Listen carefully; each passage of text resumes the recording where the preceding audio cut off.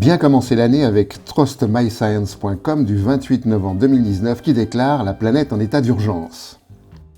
Les scientifiques ont identifié des points de basculement dans le système climatique qui, s'ils sont dépassés, peuvent entraîner des changements importants dans l'équilibre global.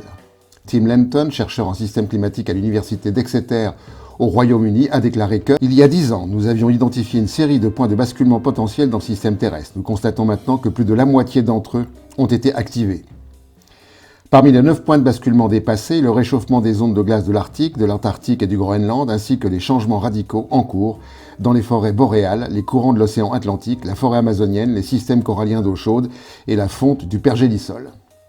Will Stephen de l'Université nationale australienne explique que dès qu'un ou deux dominos climatiques sont renversés, ils poussent le système climatique terrestre vers les autres, et il ajoute « Nous craignons qu'il ne devienne impossible d'empêcher toute la série de dominos de s'effondrer, formant ainsi une cascade qui pourrait menacer l'existence des civilisations humaines. » Les phénomènes sont-ils encore maîtrisables?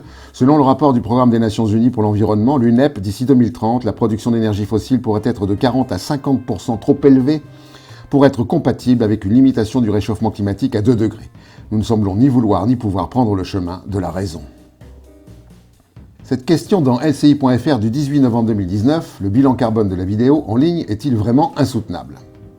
L'article s'intéresse aux études menées par Shift Project quant à la trace carbone de nos visualisations de vidéos sur Netflix ou YouTube.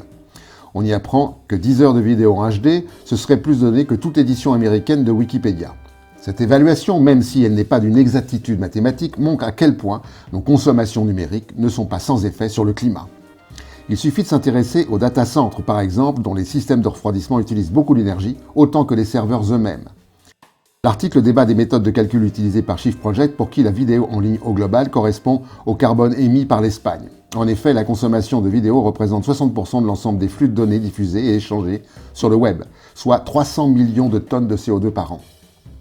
Si le rapport peut être contesté, il n'est pas contestable que les transactions numériques, particulièrement les vidéos, sont émettrices de CO2.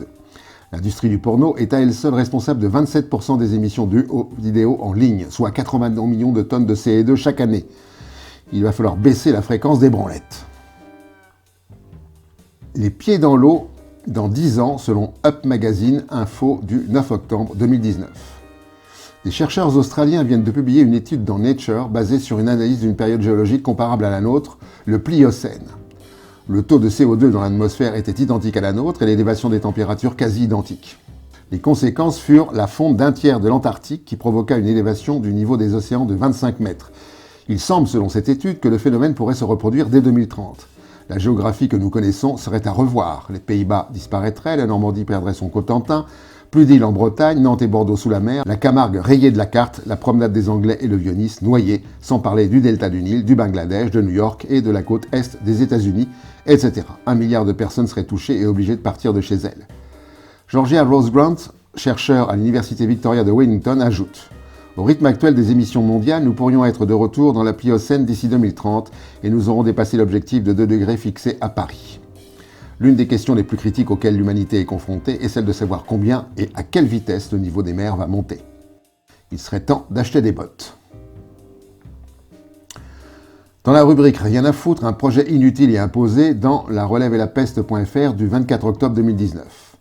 Un Saint-Père en Ré, en face de Saint-Nazaire, à quelques kilomètres de la mer, est né dans quelques têtes incomplètes un projet de construction d'un surf park sur 8 hectares de terres agricoles.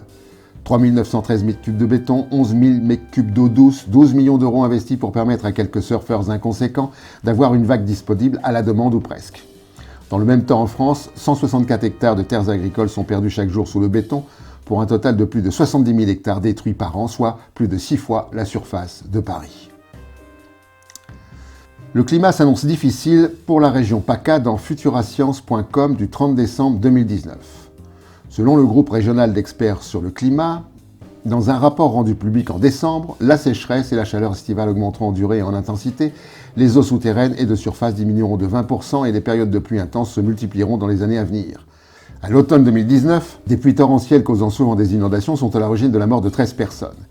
Les effets sur la santé ne sont pas négligeables. Prolifération des acariens et des allergies qui en sont issus, prolifération des bactéries comme l'Escherichia coli, responsable des gastroentérites, développement d'agents pathogènes comme le moustique tigre, bref, que des joyeusetés en perspective.